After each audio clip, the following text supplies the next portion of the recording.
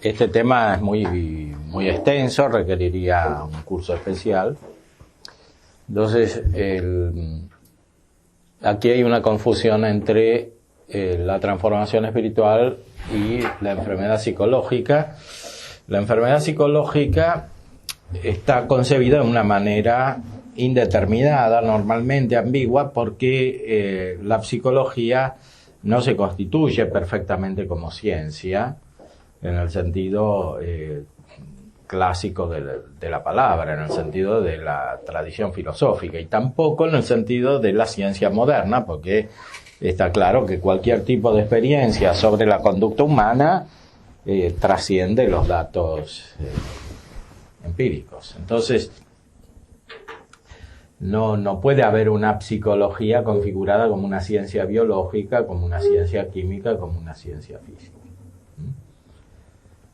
Tampoco la psicología y psiquiatría, que es una disciplina médica. En realidad los psiquiatras muchas veces invaden el campo superior, psicológico y espiritual. O sea, sacan conclusiones indebidas de los datos de la corporeidad biológica. Entonces, bueno, todo esto requiere un discernimiento epistemológico que es complejo. Bueno, a veces hice cursos aquí sobre eso. Tienen algunos textos y conferencias también ahí en el sitio que les indiqué. Y ahí pueden profundizar por lo que se refiere propiamente a la psicología. Pero conectando eso con la vida espiritual, simplemente hay que decir que no se puede reducir cualquier tipo de fenómeno negativo que aparece en la transformación espiritual a un problema psicológico. Porque muchas veces lo que parece un problema psicológico en realidad no lo es, sino que significa lo contrario, es decir, un progreso. Como en el caso que está dicho, que está descrito aquí.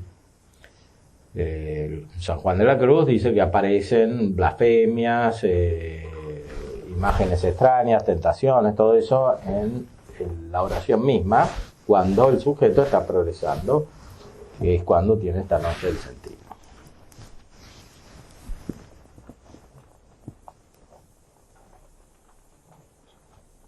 Ahora, también hay que entender que en la vida de la gente laica, que está inmersa en las realidades temporales, hay esta transformación, así como la lucha espiritual se da a través de lo temporal, como decía el concilio, esta transformación también se da a través de lo temporal. Entonces aparecen desórdenes, dificultades más exteriores, según el carisma que tiene el laico, que es el de la secularidad. Entonces, el pastor, el padre espiritual, el que guía, tiene que discernir la situación. Y no tratar a un laico como si fuera un religioso o una monja contemplativa. Porque si bien la esencia de la transformación espiritual es la misma, los fenómenos se dan externamente de forma diferente. E internamente también. Y las preocupaciones, por ejemplo, las angustias, todo eso que aparece en esta etapa, también se da de manera diferente.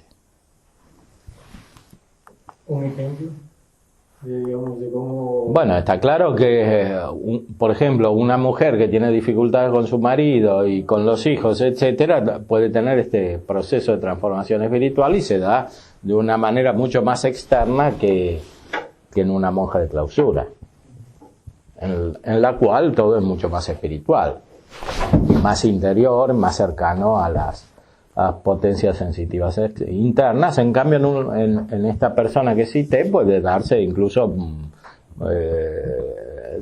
con dificultades económicas, enfermedades, gritos, peleas o incluso maltrato físico. Dificultades de cualquier tipo existen en la vida común, son interminables, porque como dice Dionisio, el bien es de una sola manera y el mal de muchas maneras, entonces nunca se puede terminar de prevenir todas las dificultades que puede haber. No solo en la vida espiritual, en sentido más interior estricto, sino también en sus repercusiones externas, ¿no? En eso la prudencia exige una gran amplitud para entender que puede haber muchas maneras de manifestación. Y también para entender que todavía el sujeto que se está transformando no es perfecto. Entonces, muchas veces conviven los impulsos espirituales buenos con imperfecciones e incluso con pecados, principalmente veniales. Aunque excepcionalmente también puede haber algún pecado mortal en esta etapa, que Dios permite para que el sujeto se perfeccione. No es lo habitual ni lo común, porque el pecado mortal excluye la vía de la gracia, entonces excluye la transformación.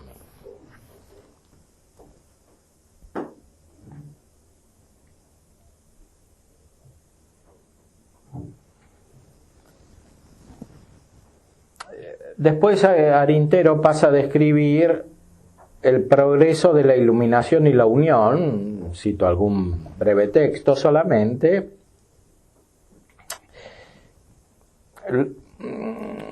Él asimila plenamente la doctrina de San Juan de la Cruz, pero la integra con muchos otros autores espirituales que ustedes verán citados en sus obras. El libro es interesante también por esto, porque tiene muchos textos, no solo de santos, también de autores espirituales e incluso de personas privadas, que le mandan cartas al director espiritual. Algunas veces parece que el director espiritual es el mismo, o que le mandan cartas, o otras veces parece que no. Pero es interesante porque es muy experimental el libro, no es solamente científico en el sentido universal. Si no fuera que comprenden que deben dejar a Dios por Dios, pues Él mismo les mueve a ello, nunca más querrían ya tratar con los hombres. Pero cuando así, movidas del mismo amor divino con santa abnegación y ardiente celo, vienen a tratarlos, llenas como están del don de ciencia y de consejo para saber cómo han de conducirse con todos, ninguna cosa les daña. Antes todo les aprovecha y las enciende en nuevo celo. Pero a veces, si la unión aún no es muy intensa, pueden dejarse llevar de su espíritu privado y de ciertas miras humanas y ponerse en peligro. Pues abandonando demasiado lo interior por lo exterior, acabarán por salir por completo de sí, es decir, de aquel centro en el que está el reino de Dios y donde hallaban toda su luz y su fuerza. Y entonces, creyendo hacerse todo para todos, llegan hasta acomodarse a ciertos gustos mundanos. Y así se vician con ese ambiente nocivo que deberían perfumar y sanear.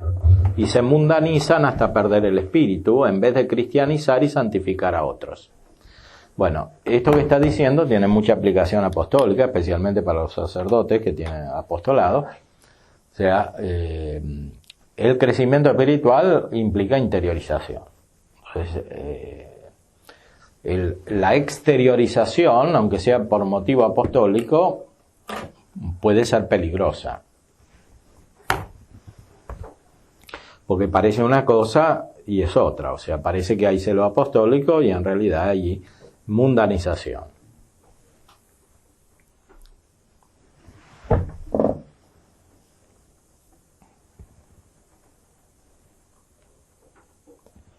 Por eso las almas prudentes, llenas de este saludable temor, no salen de su encerramiento, sino movidas por la caridad o el deber.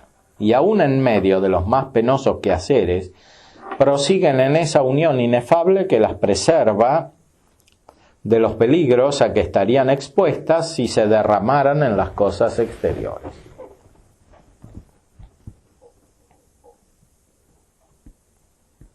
O sea, muchas veces los aparentes fracasos apostólicos sirven para interiorizar.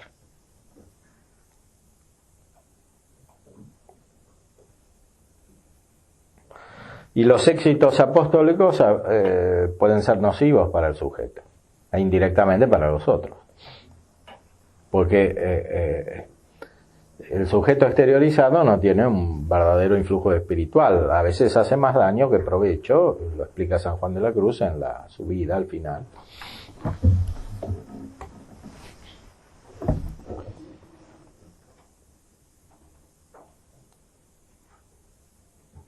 Cita, por ejemplo, a Blosio, Louis de Blois, que es un autor espiritual benedictino del siglo XVI, un clásico de la espiritualidad, ¿no? Evite, dice Blosio, las ocasiones y peligros, ame mucho la soledad, viva retirado, para aprovechar en las verdaderas virtudes. Mas cuando la caridad u otra causa razonable lo pida, converse humilde y afablemente con los hombres, y huya del ocio como del veneno más pestilencial. Bueno, aquí se ve el carácter benedictino, ¿no? El trabajo en los benedictinos es importante. Y también el modo apacible.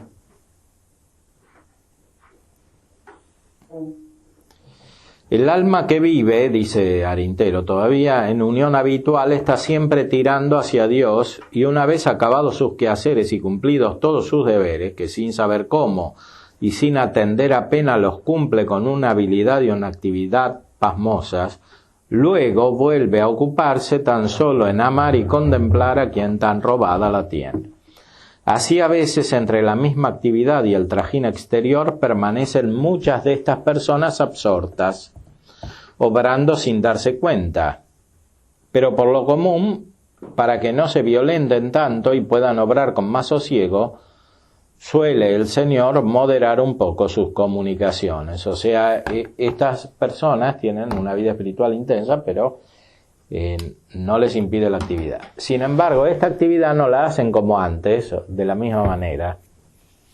O sea, no atienden a los actos particulares, por eso les salen las cosas aunque no sepan cómo. En cambio, los ascéticos de los cuales hablaba antes de la noche del sentido, e incluso los que están en la noche del sentido pero no la superan del todo, estos necesitan hacer muchos actos particulares. Se parece más a lo que describía Suárez como la perfección espiritual, ¿no?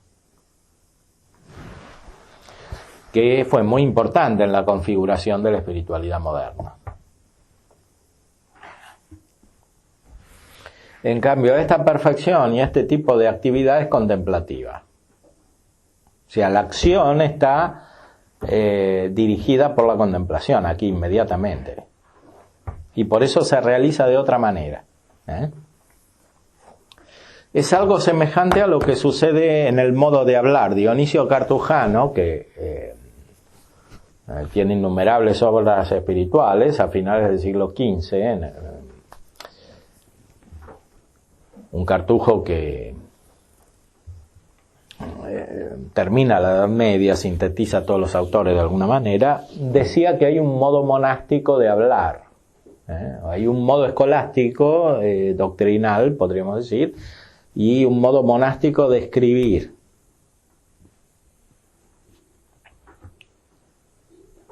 Que es distinto. O sea, la escritura monástica, que quiere decir con la ciencia espiritual, procede de un modo diferente. Análogamente sucede con la actividad externa.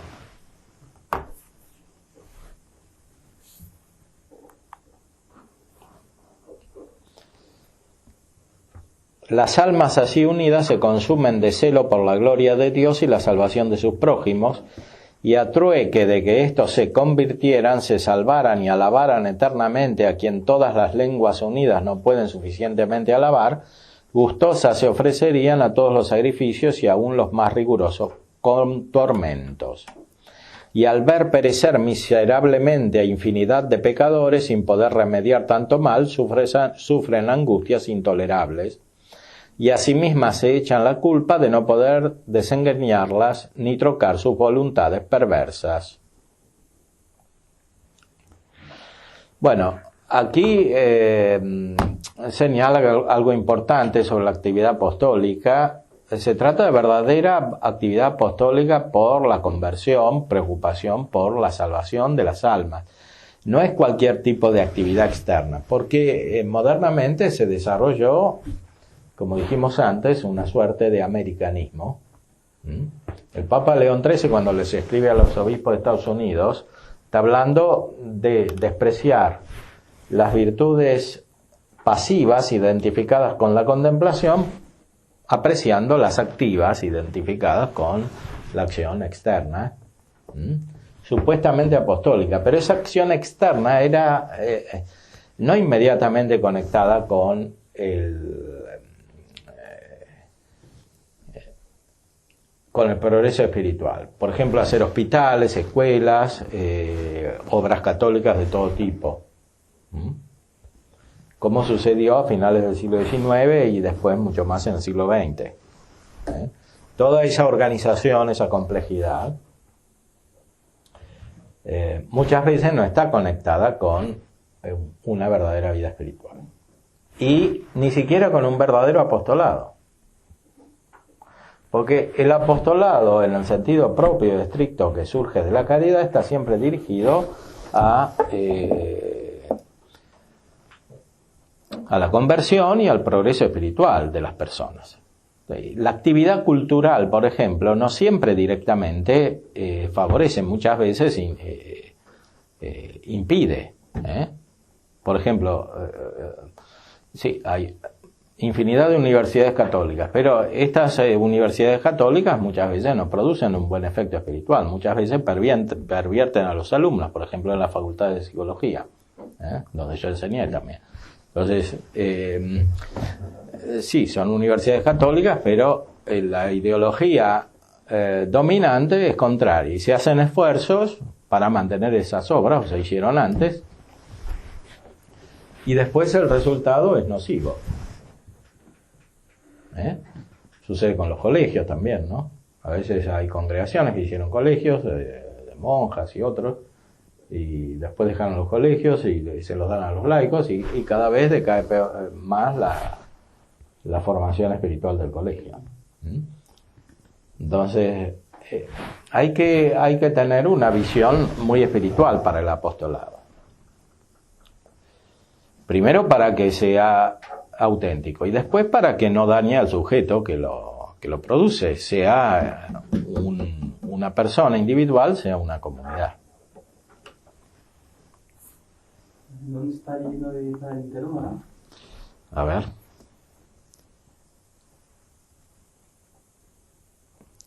$472.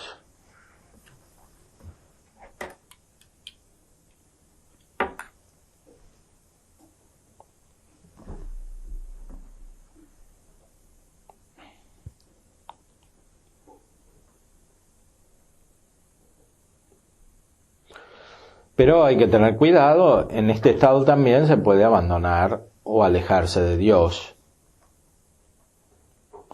Aman con un amor intenso, puro y desinteresado, solo porque Dios merece todo su amor. Y así el vivo deseo que tienen de complacerle les hace abandonar el reposo y las delicias que gozan en su presencia tan pronto como es hora de ocuparse en cosas de su divino servicio. Bueno, esta idea está en Santo Tomás también. O sea, a veces hay que abandonar la dulzura de la contemplación por la caridad. Esto les cuesta un acto verdaderamente heroico de fortaleza. Mas sin este heroísmo no podrían conseguir en estado de unión, o el estado de unión, ni gozar de las íntimas comunicaciones divinas. Pues, buscándose a sí mismas y a su propio regalo, romperían o aflojarían los lazos de esta unión. Así es como las almas apegadizas, dejándose llevar de su gusto y del propio espíritu, van siendo abandonadas de Dios y vienen a padecer no pocas ilusiones. De estas son muy responsables ciertos directores indiscretos o milagreros, como vulgarmente se dice, los cuales por no estar lo versados que debían en las cosas de Dios, vienen a medir el aprovechamiento de un alma por los favores que recibe o cree recibir, y no por los sacrificios que hace. Con lo cual, dando importancia a lo que no deben, sin darse cuenta, la llenan de ciertos humos de vanidad con que la ponen en sumo peligro. Bueno, de esto hay ejemplos contemporáneos de muchas maneras, en muchas comunidades, movimientos también. ¿Por qué hay más desconocimiento de la verdadera espiritualidad? Porque a su vez hay más desconocimiento también de la verdadera teología y filosofía.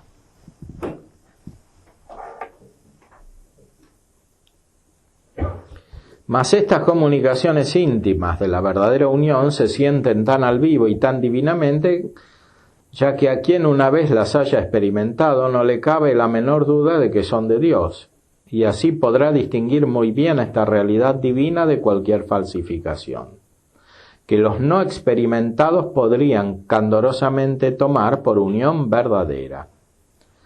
Esta podrá siempre discernirse por las fervientes ansias de morir si es la voluntad de Dios y entre tanto de sufrir, trabajar y padecer afrentas por Él sin atender a miras humanas.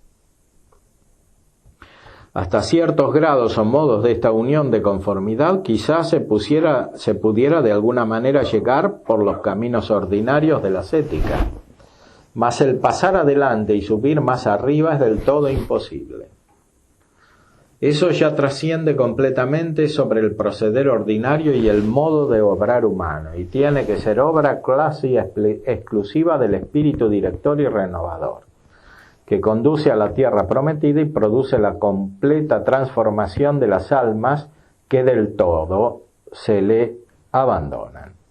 O sea, la verdadera vía iluminativa es contemplativa, en el sentido propio del término sobrenatural. Empiezan a actuar los dones del Espíritu Santo y producen una verdadera experiencia espiritual. Después comienza a tratar de grados más elevados de la vida espiritual, capítulo 5 de la segunda parte, la deífica unión transformativa, el desposorio místico,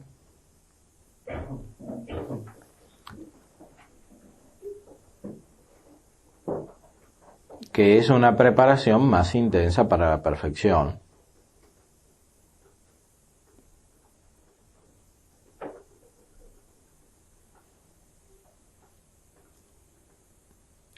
Pero para eso es necesaria una profunda transformación espiritual, que es la noche del espíritu. Página 497.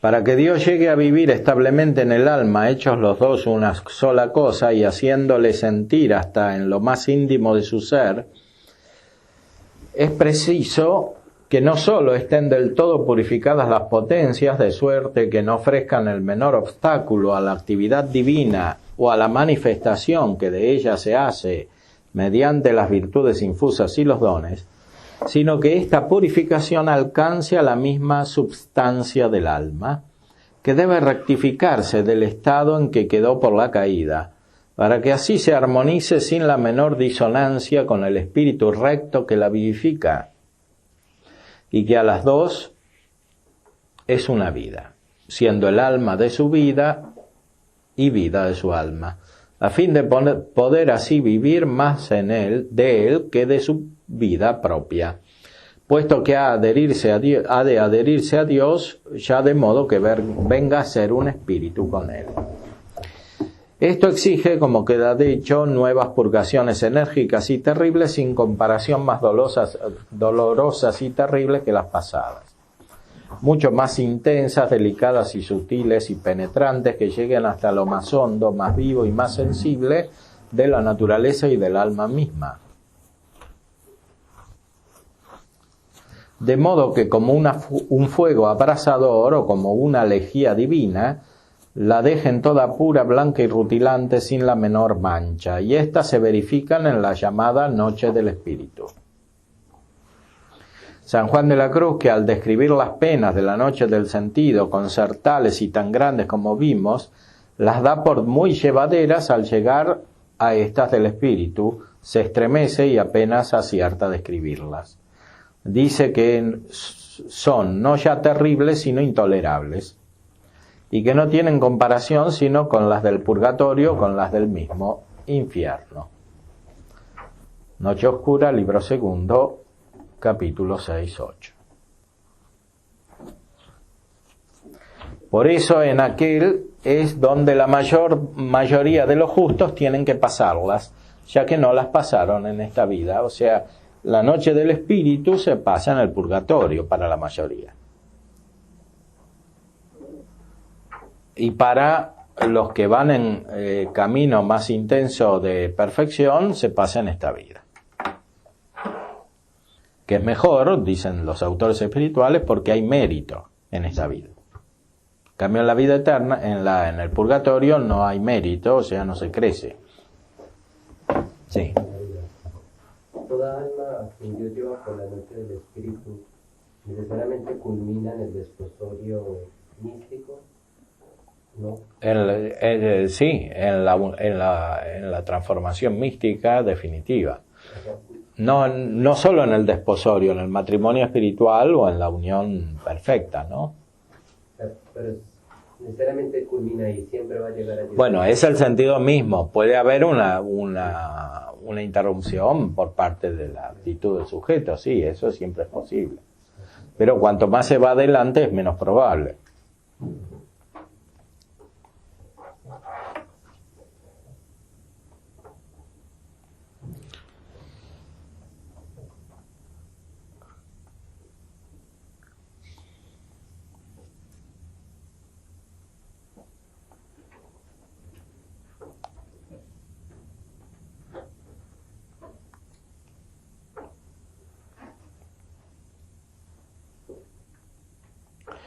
Por aquí se ve cuán baja idea tienen de la infinita santidad y pureza divina los desgraciados herejes, que atribuyen toda nuestra justificación a la simple imputación de los méritos de Jesucristo, sin que desaparezcan del alma las manchas y fealdades del pecado, y tras de este gravísimo error niegan la necesidad del purgatorio.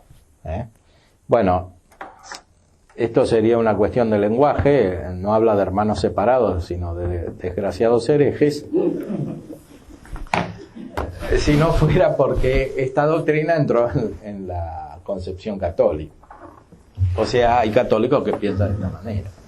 Incluso desarrollos teológicos, hasta algunos niegan el purgatorio, etc.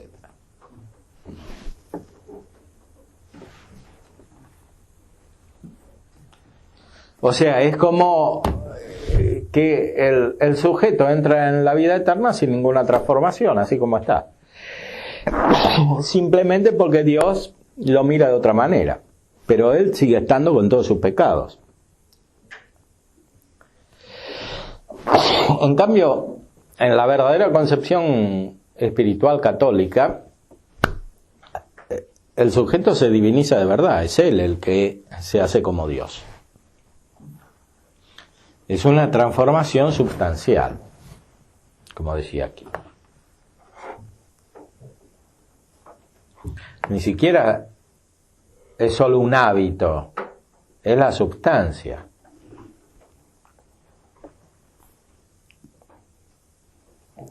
Es ciertísimo que nada manchado puede entrar en el cielo, y según haya de ser el definitivo grado de la unión y posesión de Dios, y por tanto el de la visión y gloria, así tiene que ser el de la renovación y purificación. Si ésta se hace en vida, aumenta los méritos y la unión de gracia, y como voluntaria es mucho más benigna y suave. O sea, es mucho mejor la noche del espíritu en esta vida que el purgatorio, porque además de hacer crecer es más llevadera. Si ésta se hace, más si se deja para después de la muerte, como carece ya de mérito, en nada aumenta el grado de unión y perfección esencial, ni por lo mismo el de gloria. Y como forzosa tiene cierto aspecto mecánico, que la hace mucho más rigurosa, prolongada e intolerable. Bueno, esto del aspecto mecánico es una buena imagen. Se aplica también a otros campos, al campo de la vida temporal en general. O sea, las personas que no crecen en la virtud por su propia voluntad, en cierta manera están obligadas a crecer en la virtud por la interacción desarmónica con el ambiente y con los demás.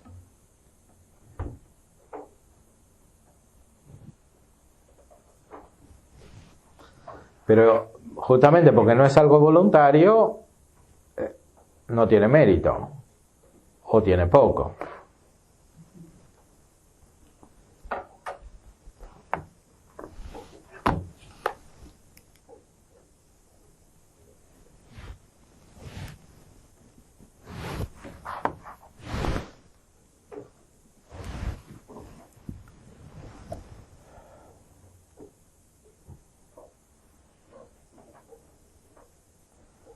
Conviértese en un verdadero infierno donde se padece incomparablemente más de lo que podemos figurarnos.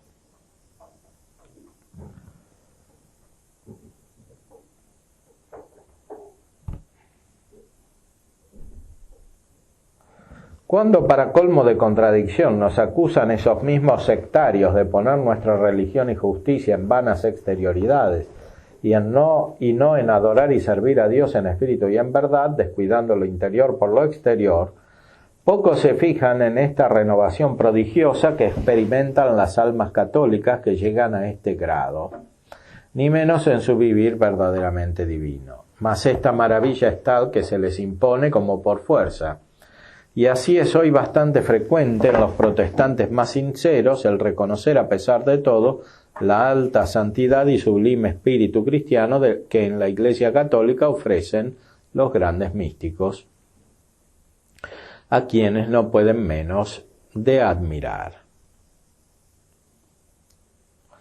Pero toda nuestra admiración es poca para la que se merecen esos generosos siervos de Dios, que resueltos a seguir a Jesucristo en las agonías de la cruz, logran por fin configurarse con Él tan perfectamente, de modo que salgan como del todo renovados, sin quedarles ya nada que purgar en el otro mundo. A estas rarísimas almas, a quienes por haber sabido corresponder a la gracia, o como por singular favor Dios quiere mostrárseles en esta vida, haciéndoles ya pregustar la venidera, infundiéndoles unas luces tan superiores a las de la fe que casi participan del lumen glorie, a estas las hace pasar acá en la tierra con gran mérito y ventajas otro verdadero purgatorio.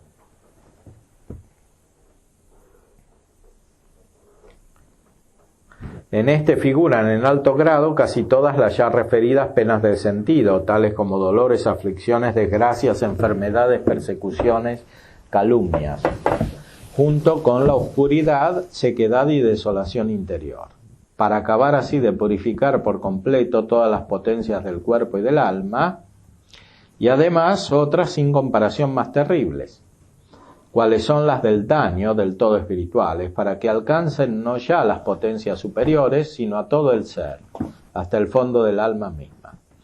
Así los sufrimientos de esta feliz noche vienen a ser tan intolerables que parece que no caben ya otros mayores. Y sin embargo, de día en día se renuevan y refuerzan, de modo que los últimos hacen olvidar o tener en muy poco todos los ya pasados. Y con este penar tan atroz se agranda la capacidad y la misma voluntad de sufrir.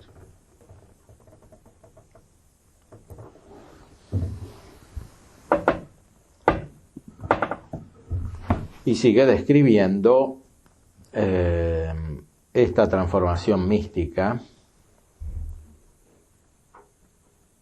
que a veces se quieren morir, como la carmelita esa que trataba a Frankl, que la medicó, etcétera, porque escribía en su diario que se quería morir. Pero, como dice aquí San Juan de la Cruz, y esta era carmelita, o sea, discípula de San Juan de la Cruz, aquí en la nota 44, a pie de página, pone un texto de la llama. Aunque siente el alma gran gana de que se le acabe la vida, advierte San Juan de la Cruz, como no ha llegado el tiempo, no se hace. Y así Dios, para consumarla y elevarla más de la carne, hace en ella unos embestimientos divinos y gloriosos, a manera de encuentros, que verdaderamente son encuentros con quien siempre penetra endiosando la sustancia del alma y haciéndola como divina, en lo cual absorbe el alma el ser de Dios, porque la encontró y traspasó vivamente en el Espíritu Santo, cuyas comunicaciones son impetuosas cuando son afervoradas, como ésta lo es.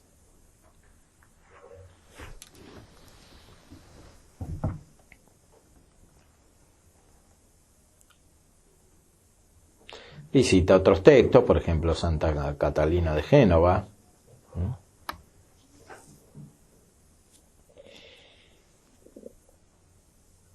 Sigue con San Juan de la Cruz. En la noche oscura, libro segundo, 23. Cuando hay en el alma, dice San Juan de la Cruz, estas comunicaciones espirituales muy interiores y secretas, aunque el demonio no alcanza cuáles y cómo sean, hace cuanto puede por alborotar y turbar la parte sensitiva, que es donde alcanza, ya con dolores, ya con horrores y miedos. Pero cuando la comunicación tiene su puro investimiento en el espíritu, no le aprovecha al demonio su diligencia para inquietarle. Antes entonces el alma recibe nuevo provecho y amor y más segura paz, porque en sintiendo la turbadora presencia del enemigo, cosa admirable, que sin saber cómo es aquello, se entra más adentro en el fondo interior, sintiendo muy bien que se pone en cierto refugio, donde se ve estar más alejada y escondida del enemigo.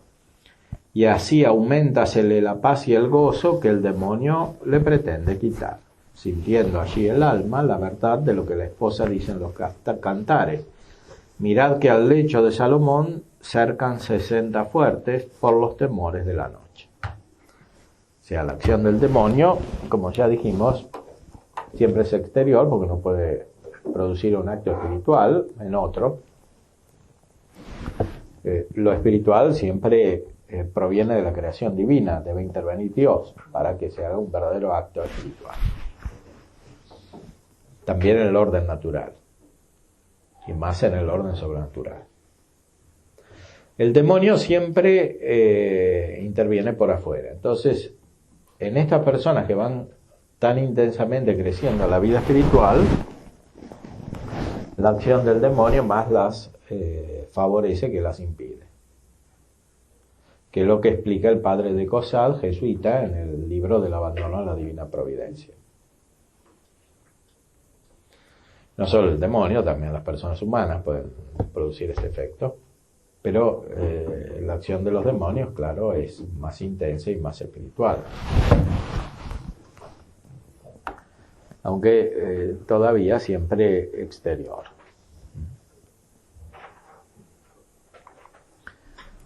La persona espiritual tiene como un instinto para esto. Ahora, el sacerdote, aunque no haya llegado tan alto como lo que aquí se está describiendo, sin embargo tiene por el carácter la capacidad de enfrentar estas situaciones sin desorientarse. Cosa que otros no tienen cuando guían o aconsejan.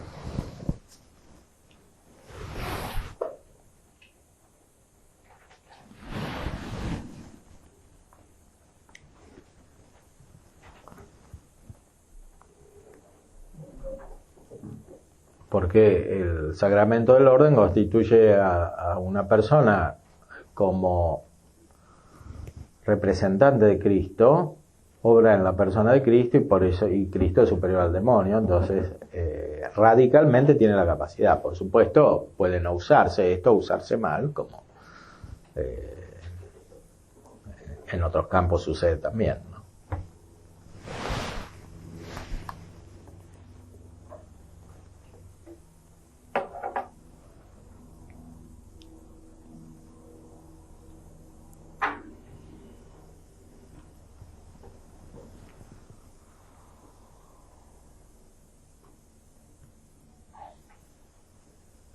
Esta noche, dice en la página 506, no consiste pues propiamente, como la del sentido, en una privación de luces, sino más bien al contrario en un exceso de luz divina, que a la vez que descubre, abraza y consume la menor imperfección, deslumbra, ofusca, ciega, confunde y anonada por completo al alma. Liga todas sus facultades y la deja en las más espantosas tinieblas como suspendida en un caos, donde entre el cúmulo de horrores y calamidades que por fuera la suelen rodear, no ve en sí más que el abismo de su nada y de sus miserias en un completo vacío de todo bien. Esa portentosa luz que así la oscurece para lo demás le descubre hasta los últimos senos de su corazón y la hace ver y palpar hasta donde llega la humana vileza. Le muestra los más ocultos repliegues de ese astuto amor propio que vicia aún las mejores obras y le hace sentir muy al vivo los innumerables defectos y vicios ocultos que aún no había logrado conocer ni menos desarraigar. Y al verse con tal cúmulo de manchas e imperfecciones, reconoce que ante la infinita santidad de Dios se encuentra del todo impura y que las mismas virtudes con que se adornaba son como un paño lleno de inmundicias. Y al ver y sentir esto tan al vivo, créese metida para siempre en el mismo infierno, sin la menor esperanza, como un reo ya condenado e indigno de perdón y misericordia. De ahí las violentas tentaciones de desesperación que entonces le asedian y que acaban de consternarla, mientras con tal rigor la acrisolan y purifican. Esto es doctrina de San Juan de la Cruz, que está citado aquí también al pie de la página en la noche oscura.